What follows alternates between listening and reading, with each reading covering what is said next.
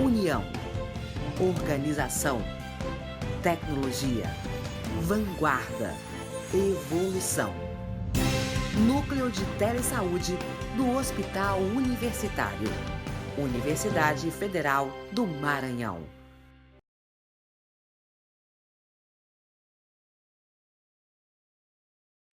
Boa tarde. Hoje, a web palestra, nós vamos falar de odontopediatria, os esclarecimentos gerais e as orientações quanto à higiene bucal do paciente pediátrico em ambiente hospitalar. Vamos falar sobre a atuação do odontopediatra. O odontopediatra ele é importante porque, além de orientar gestantes durante o pré-natal odontológico, quanto aos cuidados da saúde bucal dela, ele vai, assim, evitar complicações no parto, ou recorrências de parto prematuro, e orientar os esclarecimentos quanto à higiene bucal do bebê recém-nascido. Também, o odontopediatra ele vai aplicar técnicas de condicionamento, assim, utilizando artifícios mais lúdicos para conduzir bem a consulta odontopediátrica e tratar crianças em ambiente odontológico. Ele é responsável não somente pela saúde bucal da criança. O odontopediatra ou o profissional dentista que se predispõe a atender criança, ele tem que motivar e educar todo o núcleo familiar para entrar nesse contexto de educação e de promoção de higiene bucal, começando pela infância, que é onde a gente consegue ter prevenções para evitar problemas bucais futuros e grandes tratamentos. Como que acontece a odontogênese, que no caso é a formação do elemento dental? Os dentinhos descidos, que são os dentes de leite, eles começam a se formar a partir da 9ª semana de vida intrauterina. Por isso, é importante a gente cuidar da saúde da gestante, porque as alterações sistêmicas que são sofridas pela mãe durante a gestação, elas podem desencadear disfunções e desordens no bebê, incluindo também alterações de formação do elemento dental. Então, no momento que o bebê está se formando no útero da mãe, qualquer desordem sistêmica, às vezes uma diabetes não controlada, hipertensão, que além de causar o parto prematuro, problemas odontológicos mesmo, como uma gengiva que sangra, que a gente chama de gengivite, uma periodontite, eles podem acelerar o processo de parto, então acelerar as contrações intrauterinas, como também eles podem causar umas alterações na formação dos elementos dentais, no caso dos dentes descidos. A cronologia, como é que esses dentes vão aparecer na boca? A criança ela tem 20 dentes descidos, no caso 20 dentes de leite, e o primeiro deles ele pode erupcionar, no caso ele pode aparecer na cavidade bucal a partir dos 4 meses, ou também esperar um pouquinho e aparecer até 1 ano e 2 meses, tudo depende da fisiologia da criança. E esse processo eruptivo, então até o aparecimento de todos os dentes se acontecendo, ele se conclui até os 3 anos de idade. Geralmente começa com a erupção dos dentes inferiores, e depois os superiores, e assim sucessivamente até os últimos dentes lá atrás, que a gente chama de molar. A higiene, como é feita a higiene nesses primeiros elementos dentais? Hoje, a gente já tem consolidado na literatura que a gente preconiza que nos primeiros meses de vida, o bebê é dentro, no caso o bebê sem dentes, ele não precisa realizar nenhum tipo de higiene bucal quando aleitado materno exclusivo. Por quê? Esse leite materno, ele possui imunoglobulinas que são capazes de auxiliar o processo, então, a cavidade bucal do bebê contra a defesa de patógenos. Então, o primeiro mês de vida até os 3 primeiros meses, quando o bebê faz aleitamento materno exclusivo, não precisa higienizar. Aí, quando começa a aparecer elementos dentais, quando os dentes começam a aparecer, a gente já precisa fazer uma higiene. Essa higiene, ela deve ser com escova. Geralmente, por serem crianças, a gente sempre considera escovas macias e o creme dental tem que ser fluoretado. Quando a gente virar no rótulo, a concentração de preferência acima de 1.000, 1.100 ppm. A higiene. Essa higiene a gente tem que tomar cuidado com a quantidade ingerida, no caso, cuidado para não ser ingerido uma quantidade de creme dental. Então, esse creme dental deve ter uma quantidade mínima, que a gente vai individualizar. Geralmente, a gente indica que busque um profissional da odontologia, porque dependendo da quantidade de dentes na arcada, a gente vai diminuindo ou aumentando essa quantidade de pasta que a gente coloca na escova para as crianças. Sempre importante que tem que ser evitada a ingestão. E a gente também, como profissionais da saúde, temos que aconselhar uma higiene de preferência 0 açúcar até os 2 anos de idade. Certo? Porque essa microbiota bucal ainda está imatura, esses dentes eles estão no processo de mineralização e aí essa higiene com açúcar ela pode começar a causar alterações nessa cavidade bucal. E quais são essas alterações que são as mais prevalentes na infância? Existem alterações em tecido mole, que no caso são as alterações em gengiva, em rebordo, que elas vão apresentar. Quando o recém-nascido, pode apresentar o cisto gengival, que nada mais é do que uma produção de células epiteliais mesmo, e aí vai ter essa característica, um abaulamento, assim, a gente vê uns esbranquiçados no rebordo gengival do bebezinho sem dente. Da mesma forma que ele desaparece espontaneamente, sem necessidade de nenhum tratamento, e muitas vezes é confundido com dente. Mas aí a gente fica observando mesmo, quando tiver remissão, não é o dentinho que está vindo, tá? Tem a úlcera de Rieger-Feld. O que seria isso?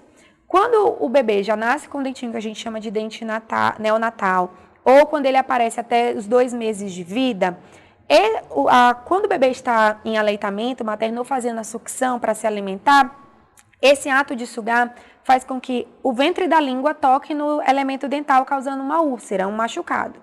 Então, muitas vezes, a gente precisa cuidar desse machucado, a gente lança a mão de umas pomadas, uns géis, ou da laser terapia, que é uma alternativa muito boa no caso de úlceras, ou então a gente faz uma adequação do dentinho para o dente continuar em boca, certo? As alterações em relação à língua, a língua geográfica, não é uma patologia, tá? Acontece como uma descamação desse epitélio da língua. E por que ela é geográfica? Porque muitas vezes essa descamação ela vai migrando de lugar. Ela é indolor, tá? Em alguns casos o paciente relata um ardor. Nesse momento a gente só aconselha uma dieta menos cítrica e uma higiene mais a fundo nessa língua. Da mesma forma que tem outra alteração da língua, tem a língua fissurada. Essa língua fissurada é quando a formação do epitélio ela não consegue por completo. Então, existe uma atrofia na formação do epitélio formador da língua. Então, o paciente já nasce assim, muitas vezes tem uma herança genética, um fundo genético. E aí, essas entranhas que ficam, essas fissuras da língua, elas podem sim acumular detritos.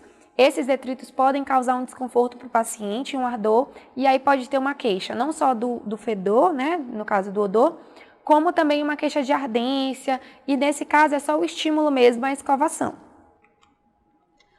Os cistos de erupção, que aparecem muito na vivência com crianças, que as mães elas ficam muito assustadas por conta, às vezes, do formato, por conta como parece um edema grande, e muitas vezes tem uma coloração azulada, porque nada mais é do que o epitélio que está se formando, que ele está se remodelando para vir o dente. Então, para o dente conseguir rasgar esse epitélio aumenta o fluxo de líquido e aí cria-se um cisto, cria-se como se fosse uma bolha, né?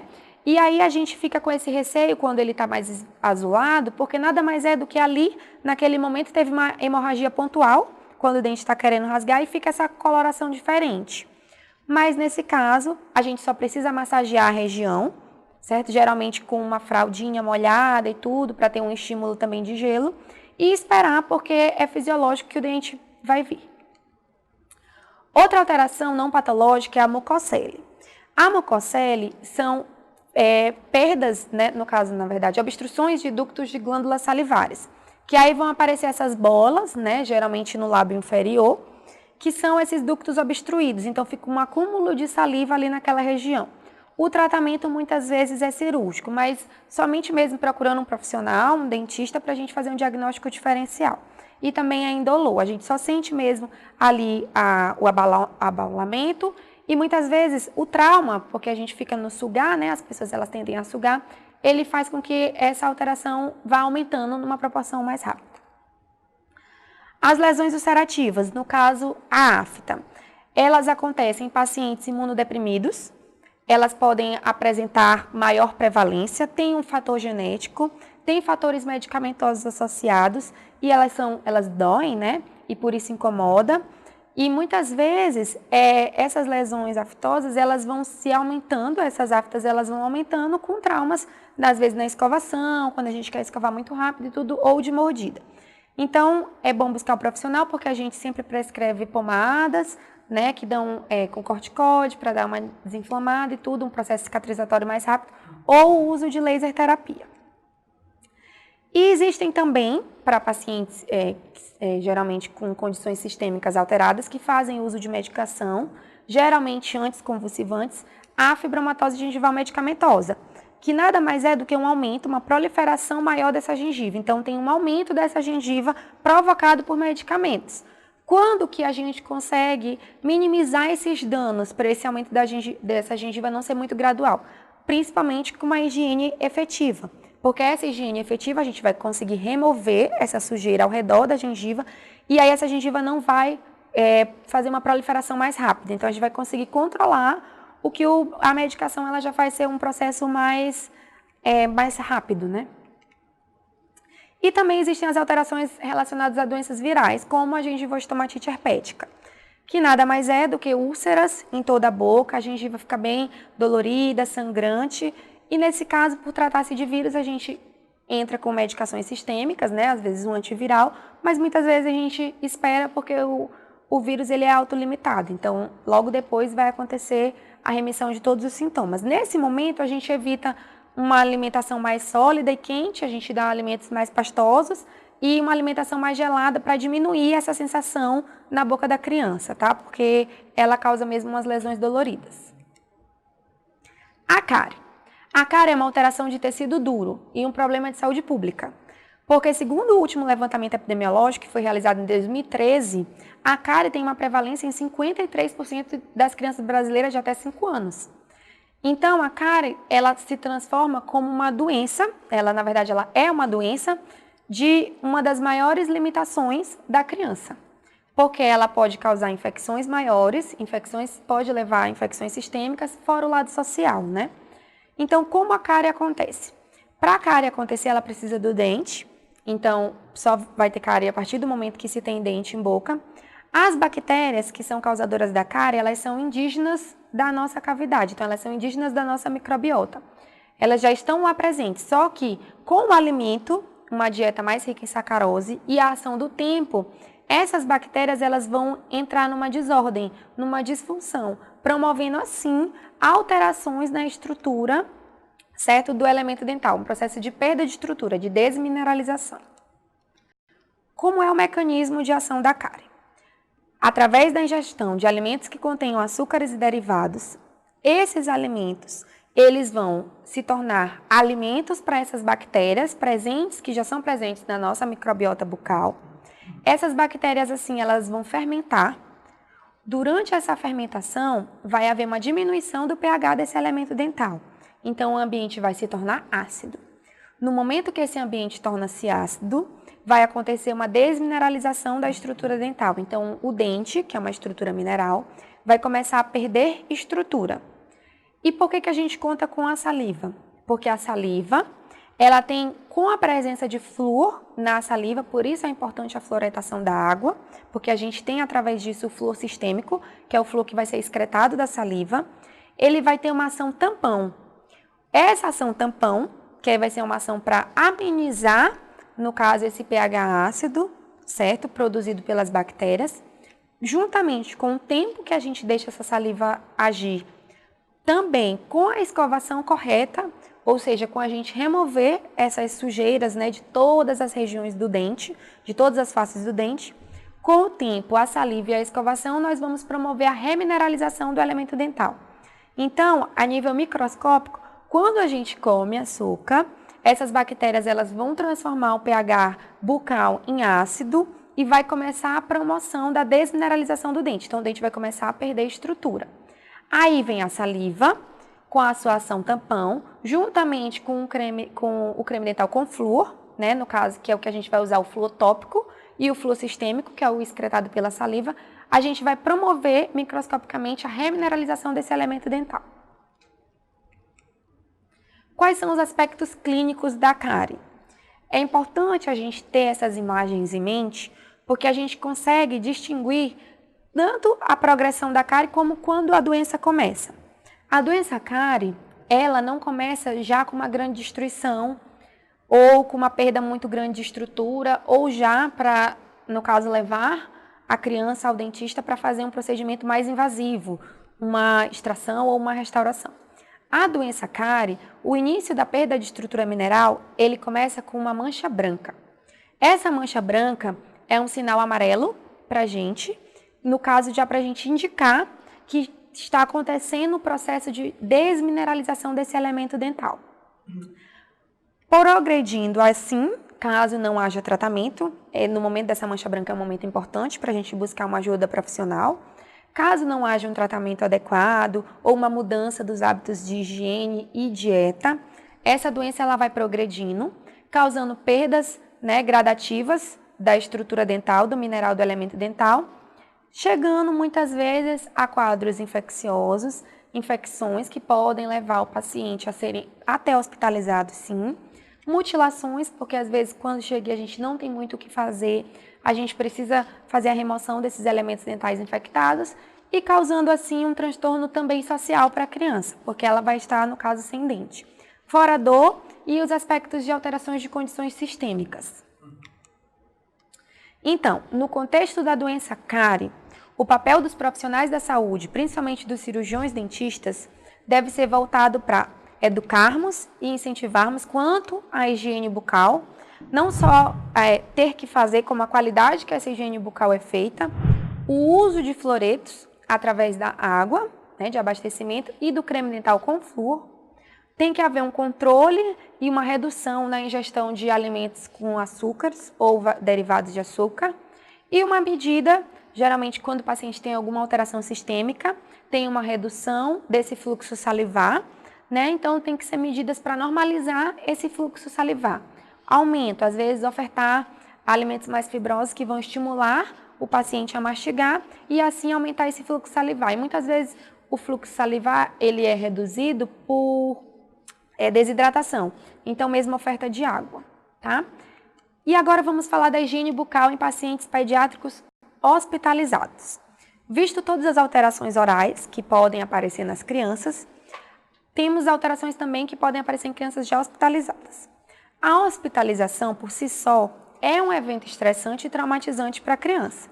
Então, o profissional que ele for realizar o tratamento infantil, principalmente a higiene bucal, que algumas crianças tendem a achar como sendo uma invasão, ele deve se dispor a tornar o ambiente menos ameaçador. Então, o ambiente do momento em que é feita a higiene bucal no ambiente hospitalar, ele tem que ser o menos ameaçador possível para a criança apresentar menos resistência possível. Então, o profissional ele deve introduzir gradativamente, de forma lúdica, mostrar os objetos e tem que introduzir a criança na rotina da higienização. Visto que algumas crianças, pela imaturidade emocional delas mesmas, elas já rejeitam a higiene bucal mesmo no ambiente familiar, mesmo em casa. Então, levando para esse ambiente hospitalar, por se tratar de um ambiente mais estressante, um pouco traumatizante, pelas questões que envolvem a saúde sistêmica da criança, a gente tem que tentar ir da forma mais lúdica possível. Então, como é feita essa higiene bucal em pacientes pediátricos hospitalizados? Essa orientação de higiene da criança hospitalizada, ela vai ser individualizada e ela vai acontecer de acordo com o estado de saúde geral e o grau de responsividade dessa criança. Então, quando a criança está responsiva, ela está colaboradora e não está em UTI, em internação, a higiene bucal, ela deve ser realizada com escovas de cerdas macias, certo? O creme dental com flúor. Essa remoção mecânica, então, desse biofilme, dessa placa dos dentes, deve ser com a escova e os restos alimentares que ficarem na língua ou restos de medicamentos, eles devem ser feitos com auxílio também da escova ou os raspadores de língua. Dependendo da maturidade da criança nesse ambiente hospitalar, nós podemos delegar a ela, sob supervisão de um adulto, essa higiene, ou o adulto ou a equipe multiprofissional realizar essa higiene da criança hospitalizada, quando ela é colaboradora e responsiva. Vale ressaltar que a maioria dos medicamentos em solução, eles possuem adição de derivados da sacarose. Por quê? A indústria faz isso para haver uma maior aceitação do medicamento pela criança. Então, é importante que haja uma higiene, preferencialmente alguns minutos após a ingestão dessa solução. Então, após a medicação, deve ser realizado, dar uns minutinhos para a ação da saliva acontecer e realiza-se a higiene bucal. Esse fator é importante porque muitas vezes é associado à presença de cárie ou atividade de cárie com medicações A ou B, Então, para isso, a gente já sabe que, na verdade, não é o medicamento em si, no caso, não é o antibiótico em si, não é a medicação em si que a criança toma, mas nada mais é do que o açúcar que está adicionado a ela para haver uma maior aceitação nessa solução. E aí, esse açúcar vai tornar um ambiente ácido e, por isso, a criança vai ser mais propensa a ter cárie. Existe uma falsa crença em relação aos pacientes pediátricos hospitalizados de que, por estarem alimentados com sonda ou entubados, eles não vão necessitar de uma higiene bucal. Este conceito, ele é errôneo e ele pode, inclusive, agravar o quadro geral do paciente. É já sabido e existe na literatura que a flora orofaríngea de pacientes gravemente doentes, ela vai mudar de organismos preferencialmente gram-positivos para organismos gram-negativos. Os organismos gram-negativos, eles são muito mais virulentos. Então, após 48 horas de hospitalização, foram feitos estudos que mostraram que a flora orofaríngea ela muda para organismos mais virulentos, que são os gram-negativos. Nesse caso, vai potencializar os riscos de pneumonia associada à ventilação mecânica para pacientes que fazem ventilação mecânica. Os estudos já mostram que um dos fatores que vai causar o risco e vai acentuar esse risco de pneumonia associada à ventilação mecânica é a placa dentária. A pneumonia associada à ventilação mecânica, ela é responsável por 30% de óbitos em ambientes hospitalares de crianças. Então, é importante, por isso, que tenha um controle, né, e uma disciplina na higiene bucal desses pacientes entubados, justamente que é um protocolo para prevenção de pneumonia associada à ventilação mecânica. Além disso, vai propiciar, né, um conforto bucal e uma melhora na qualidade de vida do paciente. Estudos recentes, né, fazem esse viés de qual o melhor protocolo utilizar. A literatura ela é muito vasta em relação a isso, mas eu trouxe a título de informação o estudo mais atual, né, o protocolo mais atual, que é da doutora Juliana Franco, do Hospital Universitário da USP de São Paulo, onde ele vai determinar, fazer um passo a passo de qual o melhor protocolo para a gente higienizar essas crianças hospitalizadas. Qual seria essa preparação? O profissional da saúde, no momento que ele vai se preparar para higienizar a cavidade oral das crianças, ele deve utilizar equipamento de proteção individual, fazer uma desinfecção das mãos e utilizar luvas de procedimentos. O paciente, quando acamado, deve ser elevado. Neonatos de 0 a 28 dias de vida deve ser uma elevação de até 30 graus, de 15 a 30 graus. Crianças acima de 1 mês de vida até os 18 anos, uma elevação de 30 a 45 graus. Essa elevação, essa inclinação, ela é responsável por prevenir a aspiração de líquidos e ou secreções.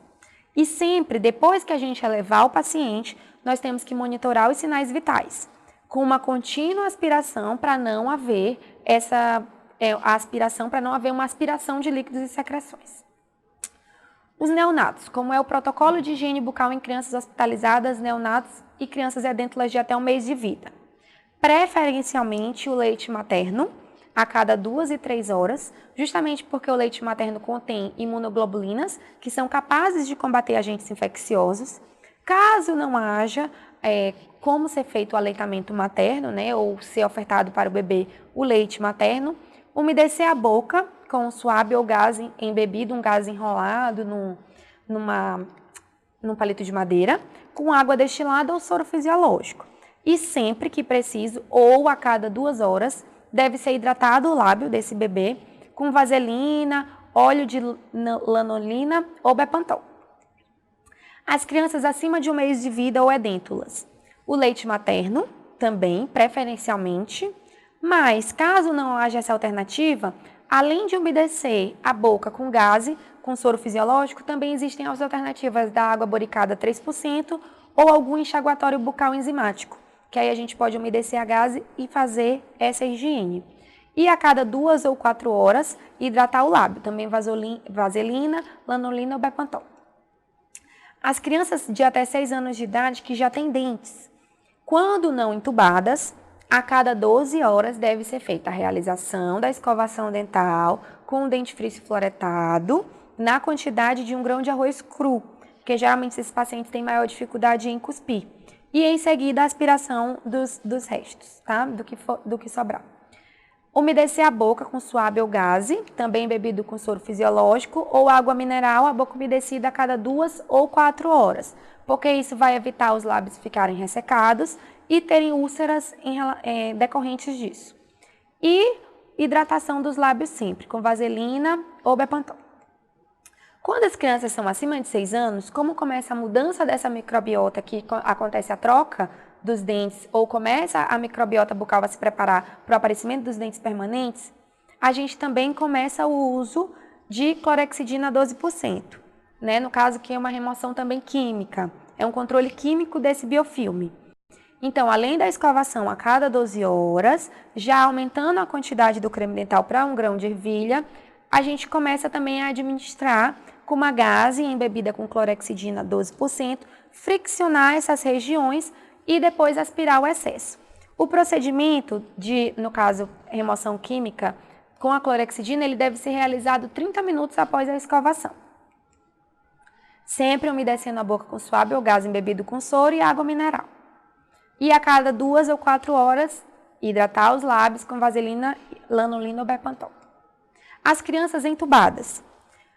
Deve ser utilizado apenas no caso por não haver como fazer a higiene com escovas e creme dental, o uso da clorexidina 12%, 0,12%, friccionando os gases sobre a mucosa, e a limpeza do tubo deve ser realizada todas as vezes que forem realizadas a limpeza dessa cavidade oral.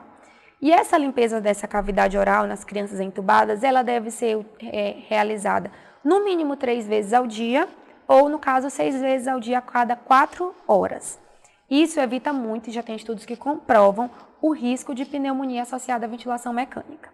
E a cada 2 horas ou sempre que precisa hidratar os lábios. Quais são as alterações que vão implicar na higiene bucal da criança em relação à saliva? Existe a xerostomia. A xerostomia é a diminuição do fluxo salivar, que ele pode ser causado por desidratação, efeito colateral de alguns medicamentos, doenças autoimunes, quimioterapia, radioterapia ou alguns outros fatores sistêmicos que estão relacionados a síndromes de pacientes especiais. Então, por haver uma diminuição dessa saliva, vai diminuir também o poder tampão que essa saliva vai fazer na cavidade oral, aumentando assim a susceptibilidade desse indivíduo a ter cárie. Sendo assim, é necessário um acompanhamento odontológico preventivo de forma mais regular. Como é que em ambiente hospitalar nós podemos ajudar a aumentar esse fluxo salivar? Se houver a possibilidade, ingestão de água, se for em caso de desnutrição, introduzir frutas secas, alimentos mais fibrosos que estimulem essa mastigação para estimular um aumento desse fluxo salivar, gomas de mascar sem açúcar. Caso não haja a possibilidade, se o paciente não estiver tão responsivo para tal, a gente vai introduzir uma saliva artificial, que pode ser em forma de spray ou, geralmente, pacientes entubados, a gente opta em forma de gel. E existe também, como existe a xerostomia, que no caso é a ausência dessa saliva, existe a cialorreia ou a babação também, que a gente chama. O que seria a babação? Seria esse expelir, né, desse fluido salivar, um aumento de fluido salivar expelido para fora da boca. Muitas vezes não há um aumento do fluxo salivar produzido, mas sim, como o paciente ele tem algumas alterações de motricidade, uma hipotonia do tônus muscular, ele tem uma incoordenação desses movimentos e uma dificuldade da deglutição, essa saliva ela é expelida e a gente chama isso de babação. As alterações patológicas que podem desencadear por conta da babação podem ser episódios de fungo, né, alterações fúngicas nessa mucosa peribucal. As roupas e travesseiros vão estar sempre molhados, então vai causar também uma alteração social da criança. E o aumento também da aspiração de fluidos. Como que a gente pode melhorar essa babação, essa salivação? O tratamento, hoje na literatura mais consolidado, que apresenta baixo custo e poucos efeitos colaterais, é o tratamento com o Buscopan, né, que é a escopolamina. Esse tratamento em crianças, a gente faz 1 gota por quilo de 12 em 12 horas. Inicialmente é esse protocolo. Nós geralmente vemos resultados a cada 24 horas. Só que precisamos avaliar o paciente diariamente até que nós observemos mesmo o controle dessa babação.